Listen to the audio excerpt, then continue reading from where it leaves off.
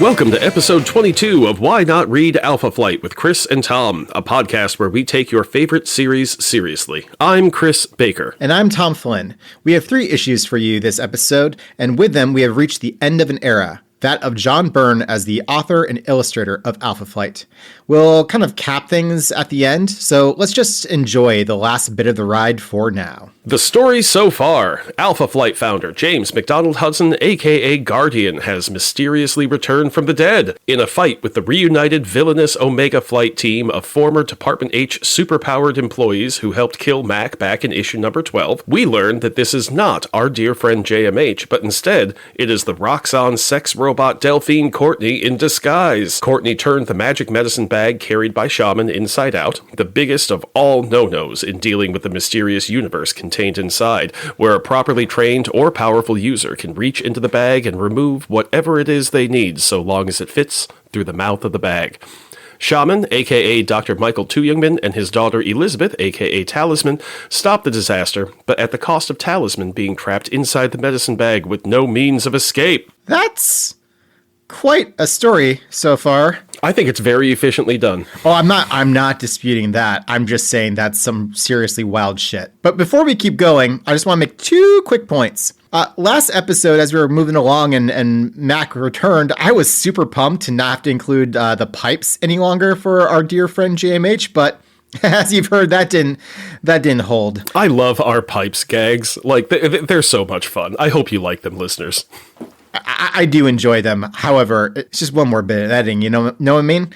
Secondly, I'm glad that Heather has access to that sweet national health care, what with all the therapy she'll be needing. Though Michael may also have some needs there too. Oh, and we know how Michael feels about psychiatry. Oh, dear Lord. Returning to the issues at hand, we open with Secret Wars number 4, titled Love. Excuse me, Tom. It's Secret Wars 2, number 4. You're correct.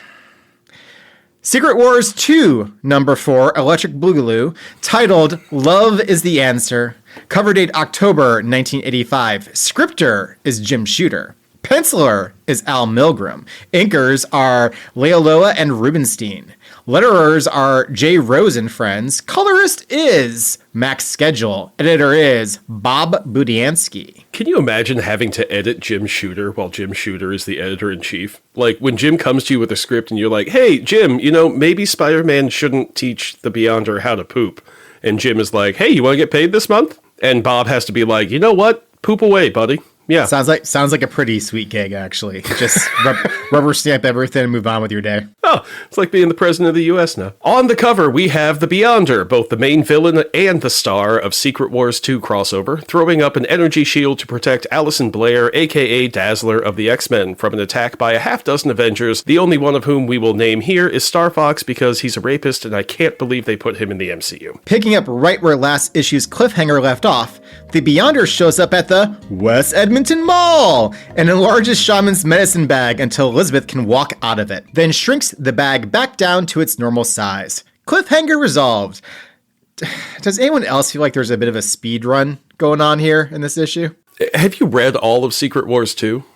God, no. Because this is kind of like what it is like. It's just the Beyonder tripping his way across every single book that's being published and popping up for like 2 pages. It's a weird crossover. Well, weird or not, thus ends Alpha Flight's involvement in Secret Wars 2. Oh, almost. There's like 2 more pages in Alpha Flight number 28, titled Crossover. Well, that's a clever title, Tom. Words and pictures by Jean-Byrne for the last time. Inking assist by Keith Williams. Colors by Andy Yankus. Letters by friend of the pod, Rick Parker. Edited by Dennis O'Neil with Jim Shooter as editor-in-chief. On the cover, we have text boxes saying, as if the Beyonder wasn't bad enough, with an arrow pointing at the Beyonder for those who didn't know him, which is cute that they think Alpha Flight fans have no awareness of the larger Marvel universe. And another box says, guess who just dropped in, with an arrow pointing to a shadowed Incredible Hulk for those who don't know who that is. One of the boxes overlaps with the Alpha Flight logo in what I consider a rakish fashion. Good job, Rick. Also on the cover are Puck, Bochs and the totally human Heather Hudson, but in a different outfit than she's wearing in the issue. Yeah, let's be frank, it's kind of a mess. Also, the frequency with which you write totally human Heather Hudson has me really worried that she's actually like a Skrull, and it's going to come out later that she's been replaced this whole time. Well, no, she's just a human leading a super team. I think it's important to recognize that she has overcome her adversity. That's great, man. And I just want to put just plant a flag right here that if it turns out to be anything other than that, you have been lying to me for months. And I just want that known here and now. It's a mess, like everything else associated with Secret Wars 2. The quickening.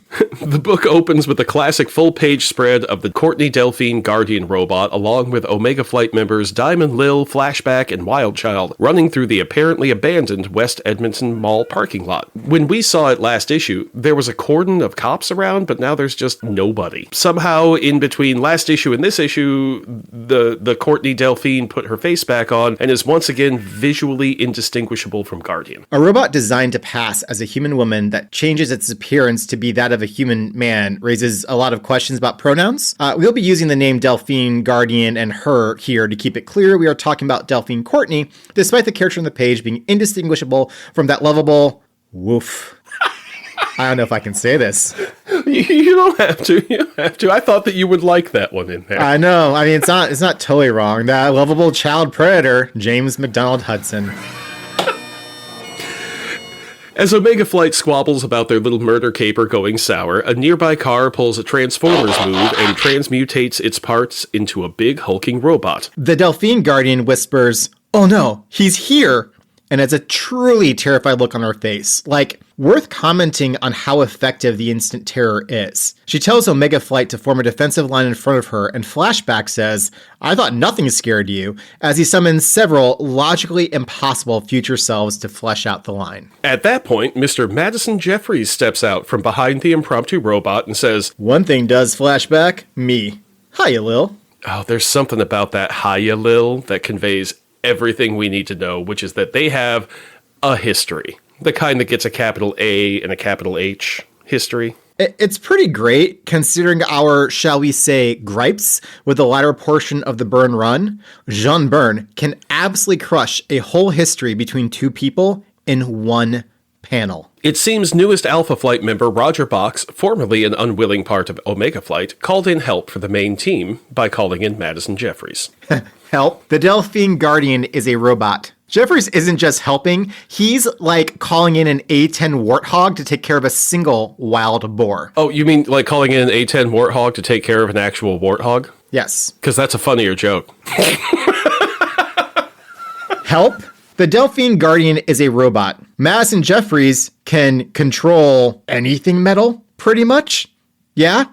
Okay. So again, the Delphine Guardian is a robot. So calling in Madison Jeffries is like calling in an A10 warthog to take care of a single actual warthog.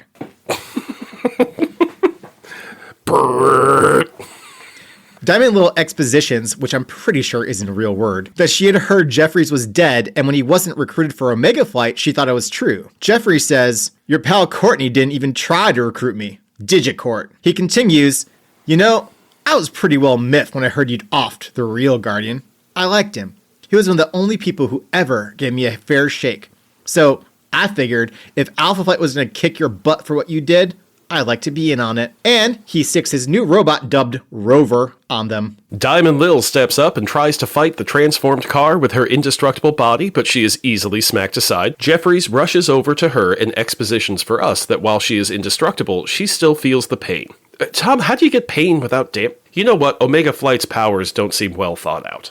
That's all I'll say. I'll just offer that pain is a response to a stimulus, so I'd wager her body learned to interpret that signal as a means of protecting itself, especially considering she's a mutant and her powers wouldn't have kicked in before puberty. Okay, I'm going to pick a nit here. Okay, but she doesn't need to protect herself. Her body doesn't need protection. The pain signal is supposed to signal to you, hey, there's something going wrong and your body is going to sustain damage if you don't stop this sensation.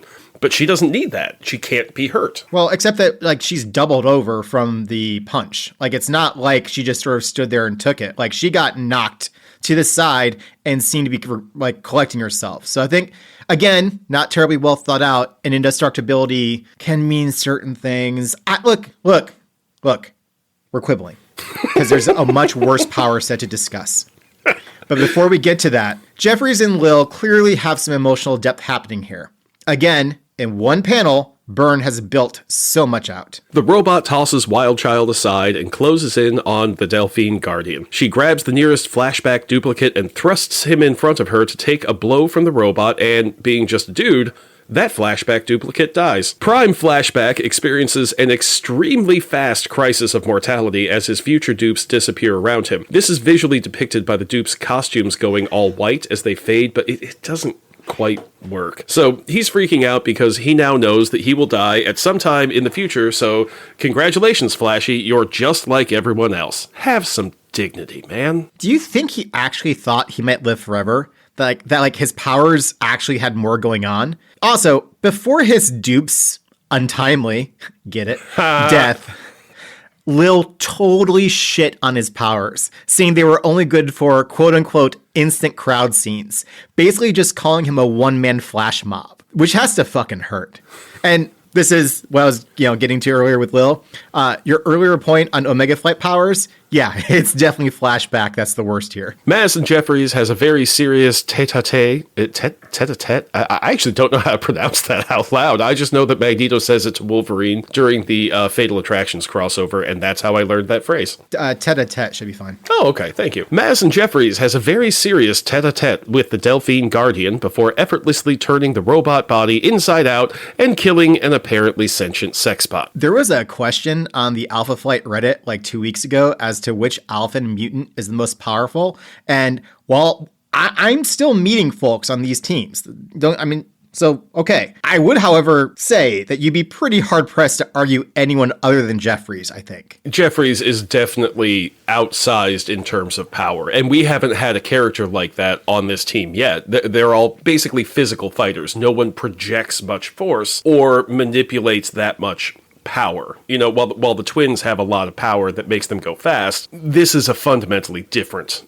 thing. So Wildchild freaks out, and he and Lil have a slightly less than enlightened conversation about pronouns for the Delphine Guardian, and Lil settles on it.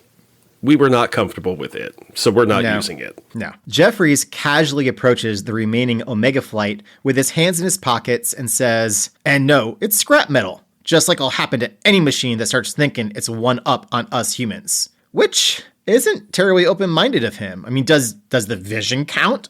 Is he going to become Madison the Robot Slayer? No, my friend, he is going to become Madison the Robot Layer as Marvel's first openly robosexual character. So this is him putting up a defensive demeanor to ward off his secret desires. Was his secret desire for Courtney Delphine or the Delphine Guardian? It was for the robot underneath, regardless of the form. See, Mr. Madison Jeffries is Marvel's first canonical robosexual. That means he is sexually attracted to robots. Hey folks, Tom from the future here, jumping in, because in the next couple minutes, Chris spends quite a bit of time developing new terms, I guess you would say, for the myriad things that he thinks Madison Jeffries would like to do to and with robots. And that's fine, to each their own, but I didn't really want to bleep that out. I didn't want to put any bleeps in here because that just sounds lousy. So just jumping in to let you know that this is a thing that absolutely happened and I have had to listen to more than once. But if you're interested, if that's of interest, it'll be up on the Patreon. But do consider yourself warned. This is the disclaimer. I'm gonna go set my ears on fire. Diamond Lil asks Madison, "And what about us, lover?" See? A history! Wait, how does Lil... I'm not revisiting. Since Omega Flight is an accomplice to murder and some attempted murders on top of destruction of property and lots of other things, Jeffries leaves him with Rover to make sure you don't wander too far before the real cops arrive, and heads on into the mall. Hey, real cops? This is the fake cops. You need to come pick up these people. They killed some dude. We don't actually have any powers with which to arrest, but for some reason everyone is like listening to us telling them what to do. Well, last anybody addressed this, the 06 Alpha Flight members maintained their RCMP adjunct status. So I think It's just that Jeffries doesn't technically have that, so he can't actually arrest them. And it's not like any of these people carry, handcuffs. Yeah, superheroes are really not well equipped for arresting people, except for Spider-Man. That aside, everyone, I've got something to say to letterer Rick Parker, who I am certain listens to our show. So everyone who isn't Rick, please skip the next 10 seconds. Rick, on this page, you spelled Rover as Roger, and I'm absolutely certain this was Jean-Byrne's mistake in the script and not yours, but I have to point it out for the show. You have done nothing wrong in your life, ever. I know this, and I love you. Jeffries quickly finds the team as they are wrapping up their encounter with the Beyonder, just as jarringly as it started in the Secret Wars issue. The only important part is that Northstar wants to fight the Beyonder, and I totally buy it. Northstar is the kind of guy who meets God and says, "I've got how you'll say, a bone to pick with you, la copan." Wow, that is not what I wrote. That is amazing. Good plus up there, bruv. Now that the Beyonder has rescued Elizabeth and blipped off to whatever Jim Shooter felt like doing next, Snowbird and Shaman try to help Elizabeth come to grips with being back in reality. She says, Yes, I remember now. I remember! And punches Shaman in the face. And we get the emotional breakdown between the two of them that we've been expecting for quite some time. Elizabeth unloads on him for breaking a promise to her once again, and Michael is abjectly apologizing. Like, Michael is not okay. Heather tries to make the case for Michael because everyone can see that Elizabeth is overreacting. I'm gonna stop you right there. I don't think she's overreacting. She is absolutely factually correct on every point and is, let us not forget, 18, having spent over a decade not seeing her father before she gets pulled into all the superhero shenanigans on a team that's one step above the Keystone Cops. Ooh. Totally upending her life. She's in warming to him, as we saw in the X-Men Alpha Flight 2-issue shot.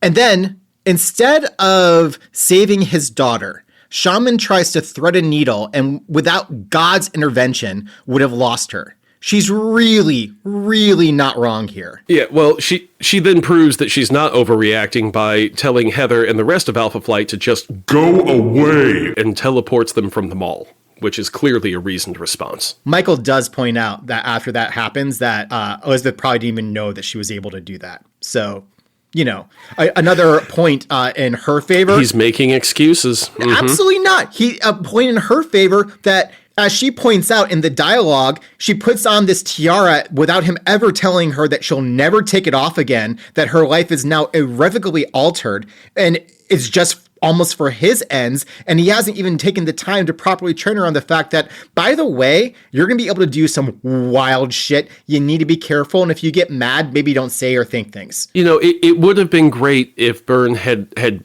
put Michael and Elizabeth in a place where Michael could actually train her the way that his grandfather wanted to train him and try to heal that rift from his past. But no, we don't also, get that. I think that's probably accurate characterization. Look, Michael T. Youngman's a great guy. Like, we love Michael. He also is a really shit father. And whatever he's done to kind of heal in the wake of his failure to save his wife, which, again, is it even a failure? Like, he did everything that was possible to be done at that time. It's not like he's terribly emotionally available. You know, we only saw him smile for the first time in the issues we read last, for the last episode. So I don't know, man. I think this is actually accurate characterization. I don't think Michael was offering Elizabeth the guidance that he should have been.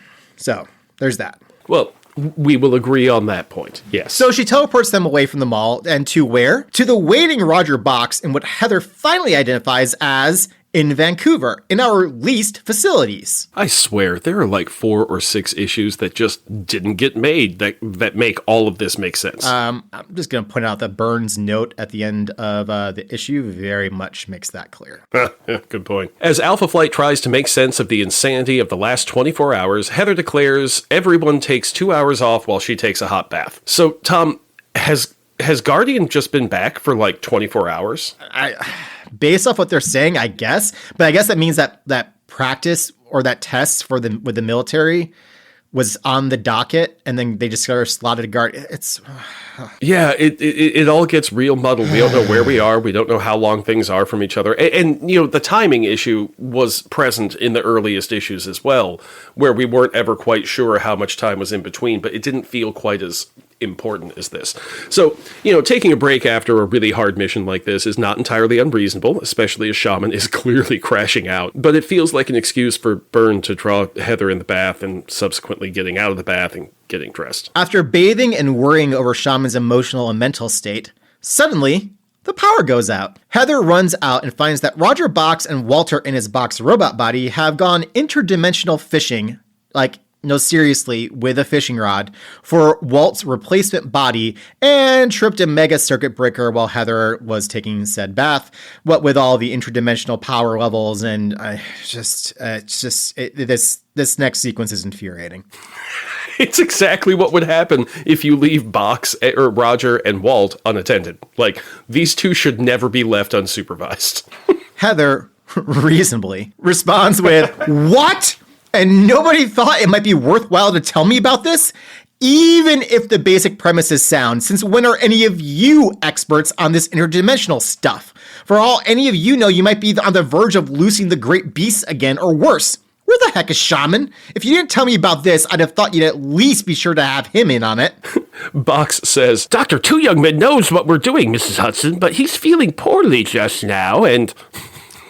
This whole time, Puck has been watching everything go down while throwing back a beer. He knows both Roger Bochs and Walt, and he knows they won't be dissuaded by anyone, but they'll also definitely need help cleaning up the mess. He's just here for the show. Heather tries to shut the whole thing down like that dickless Peck guy in Ghostbusters, but Walter Bochs explains that his fancy fishing rod has caught its target, and it's designed to not let go till it brings back what it caught. That's the dumbest thing I've heard in a while. And the visual is just the Bochs armor sitting there like it's waiting for a nibble on the end of the... He looks like he's on the back of the boat from Jaws. Considering what they pull out, that's actually pretty apt. And what they have on the line is not wanting to come through the portal, and as Bochs says, he is fighting like a Goliath. Before Heather can do anything else, Walter decides to escalate things, so he sends his soul through the fancy fishing rod while Roger phases into the Bochs armor and continues reeling in the body they caught, while Jeffries steps up to support Box's efforts. And a note here on how Walter talks to Heather, and not because it's all beeps and boops. This is why he ended up as Sasquatch. This is why he fucked with Aurora's powers in no small part to let her pass as a non-mutant. He is a selfish prick. That's it. Heather says to Jeffries, "For Pete's sake, Jeffries, you're in on this? You've only been with us like half a second." Now, Jeffries does a decent job of justifying what they're doing. It provides the Marvel science explanation of what's going on that neither Bochs nor Walt felt necessary to relay. Okay, good Other point. than the robot racism, I'm really warming to Jeffries. Or maybe I just dislike Walt that much. Why choose? Jeffries is great. I really like Jeffries, and I'm glad he's going to be around for a while. So Bochs reports that whatever is on the other end of the line fights like the devil, while the struggling on the other end of the line pauses for a moment. Bochs reels in their catch through the energy portal. So we're going to pause this issue and jump over to what is going on the other end of the fancy fishing pole in the pages of the Incredible Hulk number 313, titled Hook, Line, and Sinker. A little on the nose with that one. Story by Bill Mantlo. All these titles are very much So on the nose today. Story by Bill Mantlo. Art by Mike Mignola and Jerry Taliak. Letters by Jim Novak. Colors by Bob Sharon. Editor Carl Potts. Editor-in-Chief Jim Shooter. You know, Tom, I just wanted to say, I noticed on Reddit today, before we were recorded, that somebody had commented on an Alpha Flight thing by saying, shakes fist at sky, Mantlo!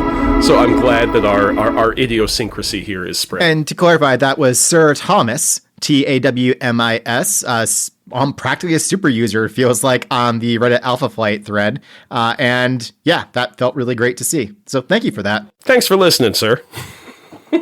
So there's a lot going on in the Hulk book at this time, far more than we can fully summarize for you. The issue before this, 312, is when Bill Mantlo lays out Bruce Banner's childhood traumas at the hands of his abusive father, and it is an intense read that I found unpleasant for its darkness. So there's a lot of psychological stuff going on with Bruce right now, which led him to make it clear to Doctor Strange that he, Bruce, would rather be dead than continue to share a body with the Hulk. Due to a comic book style string of events, Everyone thought Bruce Banner's personality was dead, and the Hulk was mindlessly raging around the world, so Doctor Strange banished the Hulk to the crossroads of reality so he couldn't hurt anyone or anything any longer. While trapped there, the deeply buried Bruce personality tries to find a way to end his existence, and the Hulk keeps stopping him, and the Hulk is pretty angry. To be fair, the Hulk is always angry, Cap. Also, if you're trying to stick the Hulk somewhere where he can't hurt anything, why would you put him at the crossroads of reality,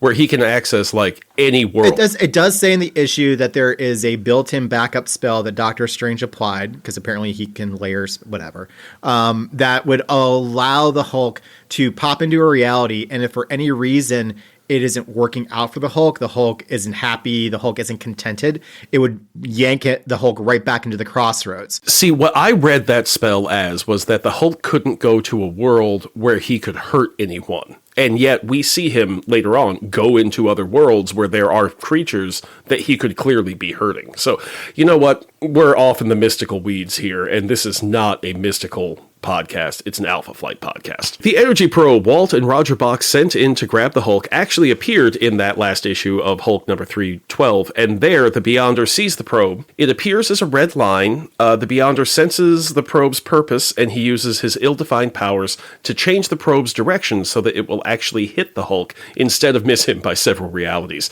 But since Alpha Flight wasn't in that issue and it's all childhood trauma, I'm not going to summarize it for you more than that. In this issue, the energy probe now grabs onto the Hulk just as the Hulk is at maximum angry about being trapped in nowhere with no way out, and a suicidal Bruce Banner trying to get in the way all the time. Since this is the crossroad of all realities. Okay, about that. This is the crossroads, not to be confused with the nexus of all realities or the M'Kraan crystal. All are shortcuts across all realities, and all are referred to as if they are the only such nexus. Anyway, this one has been in the Hulk book for like a year straight at this point, and even Alpha Flight will be coming back to the crossroads later in Volume 1. Oh, now I think I know why. Crap. No. Nothing to do with Walt. Hulk is enraged at the energy probe being attached to him and starts jumping through portals to other worlds trying to dislodge the energy probe. We see 10 different worlds that get Hulk wrecked and is flailing. On some of them, what appear to be gods try to help the Hulk dislodge the probe just so he'll stop Hulk wrecking their shit. It's actually really cute. It's like this giant demon thing with like a needle or a scalpel. And he's trying to like cut the thing. It looks like, like when you find a puppy with something stuck around his head or something like that. He's trying to help the puppy before anybody gets hurt. We don't get a good sense of the time scale this happens in. In the Alpha Flight issue, it seems the fishing expedition lasts for a few minutes, or at least the portion we're seeing. Maybe half an hour tops. But that's not long enough for the Hulk to smash up 10 worlds, much less for denizens of those worlds to communicate with Hulk and try to help him. So maybe the crossroads has some time distortion going on. I don't know. I don't think, whatever. Just as the Hulk reaches new levels of rage, and this whole issue seems to be just ratcheting the Hulk up matter and matter and matter and matter until the end, a human-shaped figure made of energy flashes down the energy probe, and the soul of Walter Lankowski arrives. Just the guy to help with an angry Hulk, am I right? As Walt's soul crashes into the Hulk's body, it displaces the soul, I guess, of Bruce Banner out of the Hulk's body. Recall that Bruce and Walt knew each other for a little while in college. In this book, Bruce says they roomed together. Walt expositions his and Sasquatch's story for the Hulk readers and tells Bruce he couldn't stand the idea of staying in the box armor. Quote, "There's a woman on Earth, Aurora.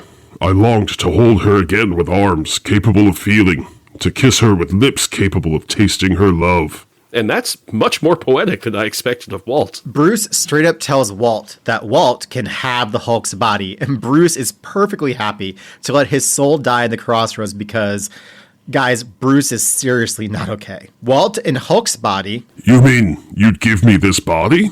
You'd die that I might become the Hulk? That I might live?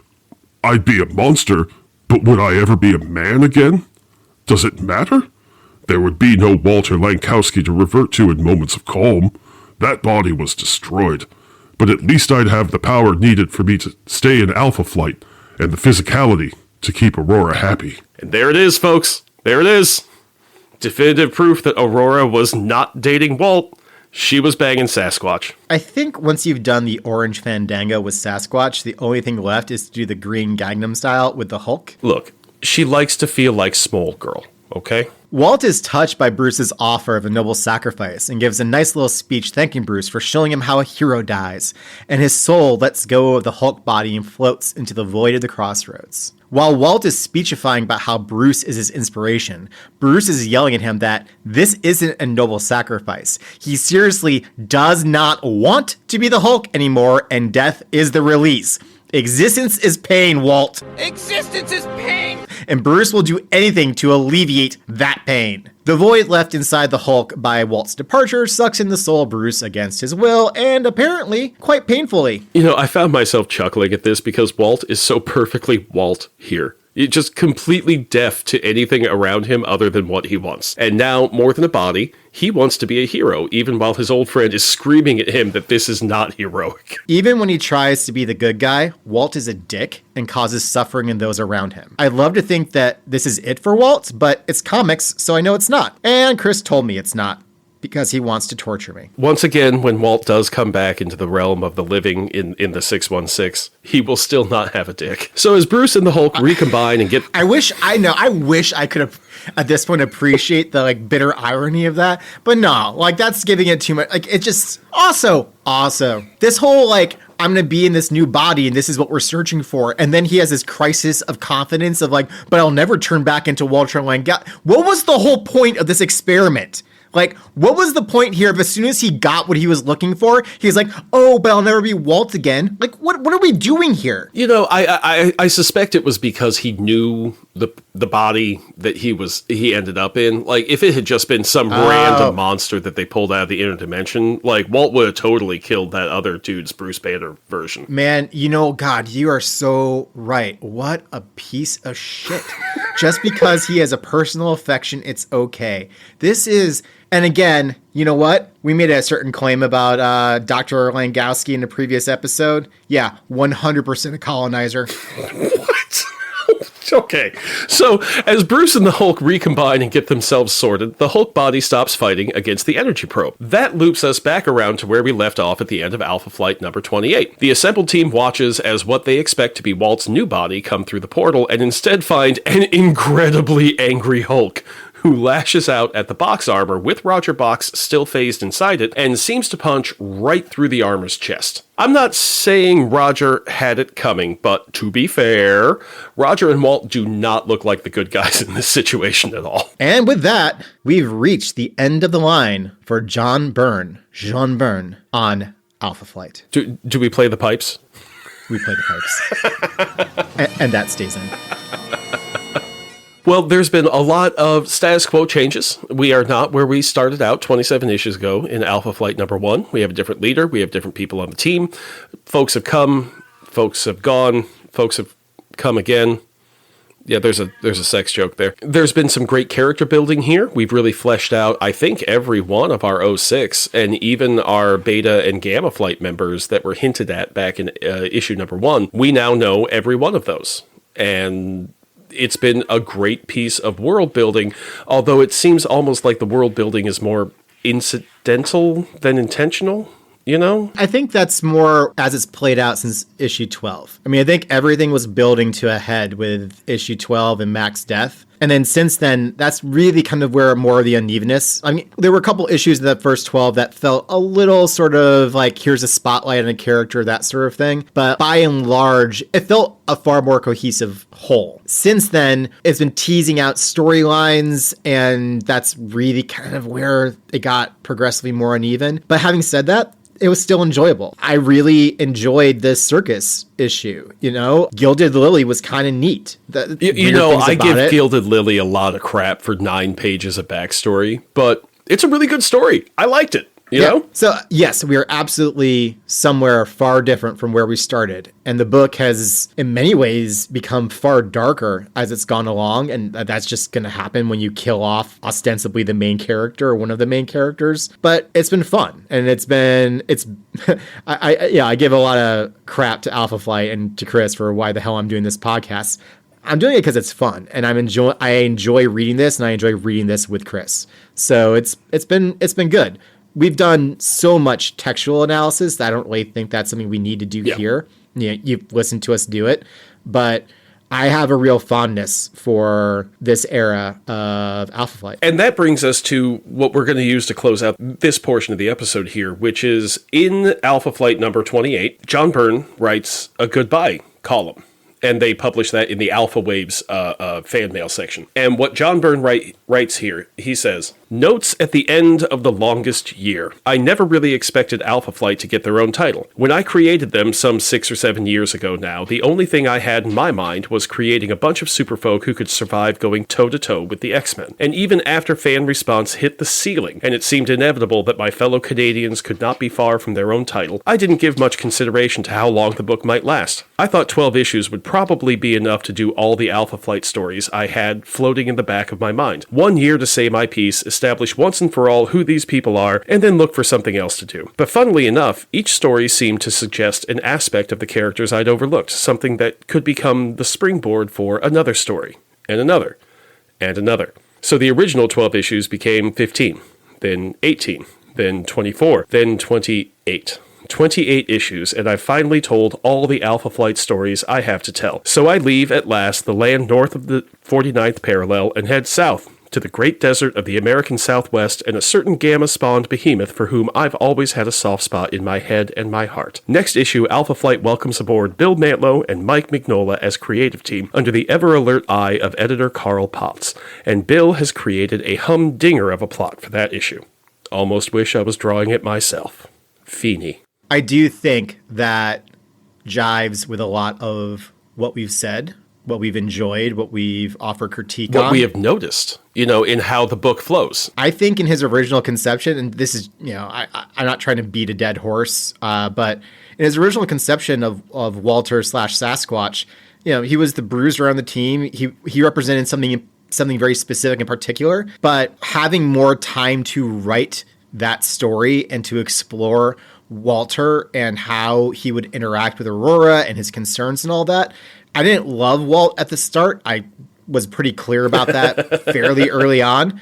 However, I also do think that a lot of the worst things about Walt became much more apparent after issue 12. As he explored it further, we got a better sense of, at least I did, there's not great things happening here. Having said that, he also got the time to turn Heather into the leader of the team, to explore Michael Two Young Men in a way that he hadn't been explored up to that point. And I think those were all really worthwhile. So for whatever critique we offer, and that is the tagline of this podcast, we treat your favorite series seriously. And treating something seriously means offering criticism, critique, assessment as it's warranted, and praise as it's warranted. I think on balance, this is a pretty impressive run. The only thing I could ask for that we haven't gotten is that we got a proper send-off to the landlords that the Hudsons had, because I'm still sad that we haven't seen them again, and I don't believe we ever see them again. You know what's really, really messed up? I don't disagree with you, but who's the one person we haven't talked about? Marina. We forgot Marina, just like everybody else forgot Marina. Thusly does the world turn. It is a mystery why Jean-Byrne would introduce this character and then essentially toss her aside right away. I think back in the episodes where that happened, we thought it was because of the Namor Fan 4 connection, that this was something to throw into that sandbox. I don't know. But it is quite the odd one. It's disappointing. Ultimately, Marina does keep coming back and showing up in future iterations of Alpha Flight, as well as some general Marvel Comics stuff that is not good for her. So I look forward to filling you in on more Marina as we move through time. Well, that makes me feel terrible. Well, that brings us to our drink roundups. We are looking for the themes of sex, death, failure, and team-ups. So I don't think there are team-ups here. I think failure is just a given. You just go ahead and right there. Do what feels right. I think that the confirmation that Aurora is a monster fucker, it deserves a drink on the sex category. Sure. You wouldn't even let me have that on a separate episode, but that's fine. On the death front, I don't even think we get to count flashbacks as death, because death is an inevitability and it's the Marvel Comics. So flashback died. So there's a death for sure. No, I'm saying flashback doesn't count because, like, it's his future self. He didn't die in this moment. He's just going to die in the future. Everyone dies in the future. Okay. How about Bruce's constant longing for death? Do we just look longingly at a drink from across the room? Sure. The way you look longingly at Malort. No one looks longingly at Malort, my friend. You talk about it enough. We have to classify Courtney Guardian as death, as she got totally turned inside out, threw up her pride. And Walter, in this instance, as he floats off. Wait, back up. God, that was awful, Tom. Good job. Oh, I know. It's so bad. So bad. Maybe the way he kills robots is he makes them drink Malort, and they just opt to disassemble themselves. So, the drink roundup, take whatever you feel is appropriate. It's a freebie, guys. Mourn the end of an era, celebrate the end of an era, wherever you are. You do what you feel. You do you. One last treat for you, dear listeners. We've got some listener mail. Our first email is regarding our episode number 16, Langowski Island, when we met Gilded Lily and her elaborate backstory. A listener using the name Mike North's Toupee wrote, Chris, you always wondered what kind of poses Gilded Lily was going to make Aurora do in the lab? Well, you're not the only one. Apparently there's a tiny micro-fandom. I love the idea that's a tiny micro-fandom. That terrifies me. Oh, it's tiny even by micro-fandom stances. Oh, I know. I get it. It's but like once two a micro-fandom, once a micro-fandom moves into nano, you're going into some dark territory.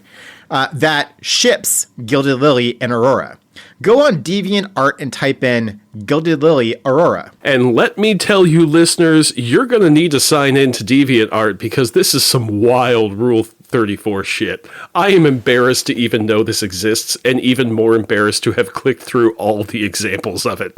So, thanks, Mike North's Toupee. Because of you, I have created more sins to prove that God is great by forgiving them. Isn't that a heresy? Yeah. Doesn't that exist as a heresy? It's some Christian heresy, and a cursory search didn't turn it up. But I do remember in college being taught that, and I was like, oh, that's a clever way. That's a good idea. I like that. Yeah, it's a variation on something that Paul says about moving past sin as evidence of God's greater glory. But I think someone took that and then kind of suggested, well, why don't we just make more sins to really prove God's glory? Yeah. In the way that humans are so perfectly twisted in their ability to screw anything. Well, as I was looking at these horrifically pornographic images of these characters, I thought of the meme of Jesus saying, hell yeah, these are the sins I died for.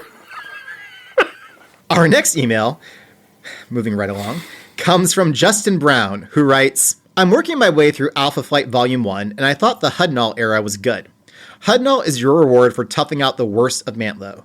I like the transition from the Dream Queen to... It's two L's, and I don't... Oh, so that's Welsh. Like, that's I mean, it could be Welsh. If it's a Welsh pronunciation, I believe it's huh. So, from the Dream Queen to Han, the Sorcerer, as Big Bad. Mantlo tore the team down, but he was off the title and out of comics in general before he could build them back up. That task fell to Hudnall, who I think did great. Thanks for the great pod otherwise. Justin, you make a good point. Hudnall is the reward for getting through Mantlo. I would say that yes, Mantlo tore the team down to just Heather, Box, and Walt. I fucking knew it. He's coming back. Yeah, Tom, we're not rid of Walt yet. He tore it down to just Heather, Box, and Walt for a long time, but I think he did build it back up with the new Beta Flight and his new characters. Now, whether what he built was better than what we had before, that's an open question. I am still trying to come up with a pithy description of Heather's heroic trio. I'm going for the kind of pithy that Cap's kooky quartet nails, that describes that weird period where the Avengers were just Captain America, Scarlet Witch, Quicksilver, and Hawkeye. So, listeners, if you've got an idea, please let us know, as we are very close to the era of Heather's heroic trio. And if you can't come up with anything better, you're just going to hear us say that for the next, 6 months. For the love of God, please come up with something better. Why Not Read Alpha Flight with Chris and Tom is brought to you by the Excelsior Embroidery Company, a subsidiary of the Roxxon Corporation. The Roxxon Corporation does not approve of the destruction of its property and will be filing charges against Madison Jeffries in due course. This week's special is a very cool, sketchy Black Panther design available in several color combos to fit in any kitchen or bathroom. You can see this towel and hundreds of other designs at excelsiorembroidery.etsy.com. Why Not is recorded in Chicago, Illinois, and deep beneath stately Baker, manor in a fashionable neighborhood outside St. Louis. It is written by Chris Baker and produced by Tom Flynn, with additional cat noises provided by a chonky calico named Teeny, who showed up today. Hi, Teeny. Why Not is released every other Monday at www.thewhynotpod.com and wherever you get your podcasts. You can find us on Blue Sky or email us at whynotapod@gmail.com. That's whynotehpod@gmail.com. We love to try to answer your Alpha Flight questions. We'll see you next time as we tackle the Mantlo Mignola era. Good times, folks. Mantlo!